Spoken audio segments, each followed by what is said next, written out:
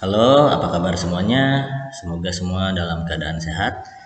Baiklah, kita akan melanjutkan materi pembelajaran IPS di bab 3 mengenai aktivitas manusia dalam memenuhi kebutuhannya, di mana kita akan masuk ke subbab yang terakhir adalah hubungan antara kelangkaan dengan permintaan penawaran untuk kesejahteraan dan persatuan bangsa Indonesia. Nah, tujuannya apa? Setelah mempelajari ini, kita dapat menjelaskan hubungan antara kelangkaan dengan permintaan penawaran untuk meningkatkan kesejahteraan manusia. Nah, baiklah. Apa yang disebut kelangkaan? Nah, kelangkaan ini sudah kita bahas dalam sebab sebelumnya. Oke, apa kelangkaan? Kelangkaan merupakan suatu persoalan ekonomi yang paling mendasar dikarenakan keinginan manusia yang tidak terbatas dihadapkan dengan ketersediaan sumber daya untuk memenuhi kebutuhan atau keinginan tersebut yang jumlahnya terbatas. Nah, di sini ilustrasinya ada piring dan pisang ya. Nah, piring ini kita lambangkan sebagai keinginan manusia atau kebutuhan manusia, sedangkan pisang ini adalah sumber daya untuk memenuhi keinginan atau kebutuhan tersebut.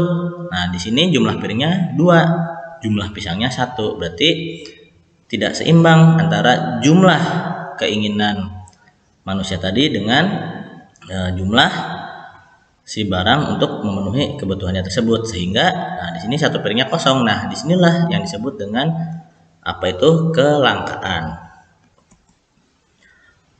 Ada beberapa macam faktor penyebab terjadinya kelangkaan. Apa saja? Yang pertama adalah perbedaan letak geografis.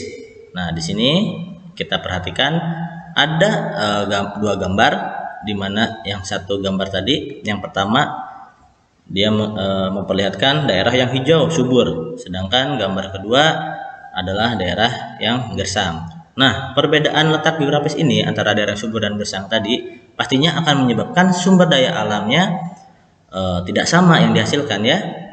Nah, dari perbedaan geografis ini nantinya akan menghasilkan kekayaan yang berbeda juga dari masing-masing daerahnya, seperti itu. Lalu faktor yang kedua adalah pertumbuhan penduduk lebih cepat. Nah, di mana pertumbuhan penduduk lebih cepat dibandingkan dengan pertumbuhan barang produksi. Nah, sehingga menimbulkan kesenjangan antara kebutuhan dengan ketersediaan barang dan jasa produksi tersebut. Nah, di sini ada ilustrasinya, terjadi kelangkaan gas. Kenapa bisa terjadi kelangkaan gas? Disebabkan oleh pertumbuhan penduduk yang lebih cepat tadi. Jadi jumlah manusianya bertumbuh lebih cepat, akan tetapi produksi si gasnya tidak dapat mengimbangi dari jumlah penduduk tersebut, jumlah manusia tersebut, sehingga apa? Tidak semuanya manusia terpenuhi akan kebutuhan gasnya, sehingga si gas ini menjadi langka. Lalu yang ketiga, faktor yang ketiga adalah keterbatasan kemampuan produksi. Nah, jadi kurangnya kemampuan untuk menghasilkan barang yang dibutuhkan, akan menyebabkan suatu kelangkaan. Ya. Nah, di sini ilustrasinya bisa kita lihat ada yang dilingkari itu. Nah, di sini grafik ini menunjukkan produksi dan konsumsi minyak nasional, di mana tuh ada garis merah, itu garis merah dia menggambarkan konsumsi dan garis hijau menggambarkan produksi. Pada bagian yang dilingkari di situ terdapat kesenjangan, jadi konsumsinya tuh lebih tinggi daripada produksi. Nah, di sini berarti kan terjadinya ketidakmampuan, keterbatasan kemampuan produksi, sehingga apa tadi? Nah, ada garis yang biru itu adalah kelangkaannya. Lalu faktor yang keempat adalah perkembangan teknologi yang tidak sama. Jadi contohnya seperti ini, negara maju pasti perkembangan teknologinya lebih cepat dibandingkan dengan negara berkembang. Nah, jadi sebagai ilustrasi, di negara maju contohnya ya, ilustrasinya pasti di sana produksi roti-roti karena mesin dan teknologi sudah maju ya, dilakukan dengan mesin-mesin yang canggih, sehingga produksinya bisa lebih banyak dibandingkan dengan negara yang berkembang yang masih manual dengan manusia yang membuat, seperti itu. Nah, jadi kalau tadi yang dengan mesin lebih banyak dibandingkan dengan yang tradisional lebih sedikit, berarti dengan jumlah yang banyak itu tidak akan menimbulkan apa yang tadi namanya kelangkaan, karena jumlahnya banyak pasti kebutuhan manusianya dapat terpenuhi semua. Baiklah, nah di sini terbatasnya sumber daya akan mendorong manusia melakukan segala usaha agar tadi kelangkaan dapat ditanggulangi sehingga kebutuhan manusia tersebut dapat dipenuhi. Nah, faktor-faktor tadi pastinya akan menimbulkan permintaan dan penawaran. Ada daerah yang subur, ya, sayuran yang melimpah, di sana akan terjadi kelebihan penawaran karena sayuran melimpah dibandingkan dengan daerah yang gersang, gak ada sayuran. Pasti penawarannya sedikit, permintaannya yang banyak. Nah, untuk mengatasinya tersebut, maka perlu dilakukan suatu kegiatan ekonomi, yaitu kegiatan distribusi barang dan jasa tersebut. Nah, baiklah, apa itu distribusi? Sudah kita pernah pelajari sebelumnya bahwa distribusi adalah kegiatan menyalurkan barang dari produsen kepada konsumen secara langsung maupun tidak langsung.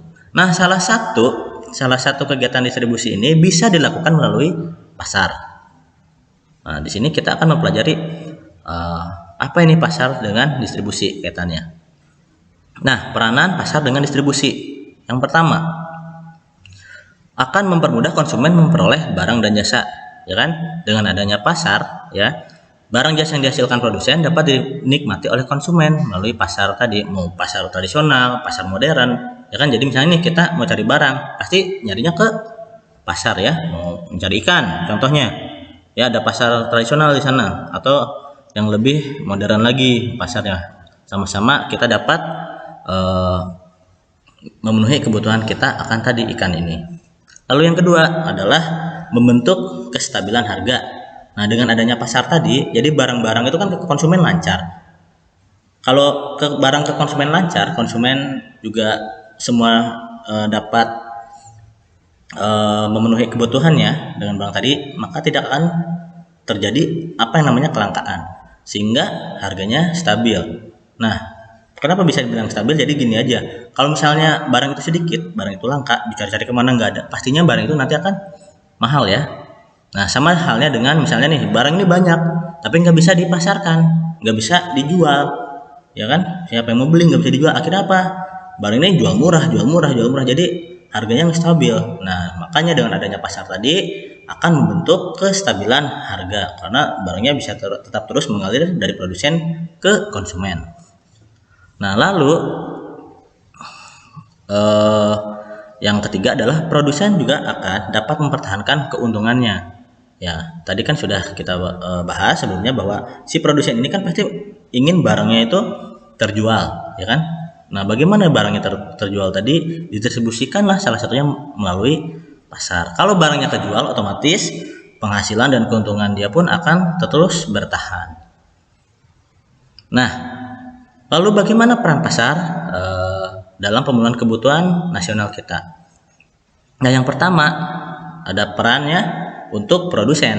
Nah, jadi peran pasar tadi untuk produsen itu adalah jadi si produsen dapat menawarkan produksinya sehingga pasar sebagai tempat menjual dan mempromosikan barangnya. Nah, lalu apa perannya bagi konsumen? Ya, jadi sudah jelas, ya. Konsumen dapat memenuhi semua kebutuhannya melalui pasar. Jadi semakin komplit pasar itu, semakin luas pasar itu akan mempermudah konsumen memperoleh barang yang ia butuhkan. Lalu peran yang ketiga adalah dalam pembangunan. Nah, jadi adanya pasar tadi kan mendorong perekonomian, karena ingat, salah satu sumber pendapatan daerah salah satunya melalui pasar. Jika pasar itu berkembang, otomatis sumber pendapatan suatu daerah tersebut juga akan banyak. Nah, jika sumber pendapatan daerahnya banyak, maka akan dapat bisa dialokasikan untuk pembangunan daerah tersebut ke arah yang lebih maju. Lalu peran yang keempat bagi sumber daya manusia. Nah, di sini pasar dapat menyerap tenaga kerja. Jadi semakin besar tadi pasarnya, berarti akan membuka kesempatan kerja, ya, bagi masyarakat di sekitarnya. Contohnya seperti inilah, ada di pasar banyak pedagang besar, pastinya pedagang itu tidak bisa bekerja sendiri. Dia pasti kan butuh karyawan. Akhirnya apa? Memperkerjakan orang-orang. Dia membuka lapangan kerja bagi orang-orang di sekitarnya. Sehingga apa? Akan mengurangi pengangguran. Oke, baiklah, sekian ya pembahasan kita melalui video kali ini. Tetap semangat belajar ya, salam sehat, terima kasih.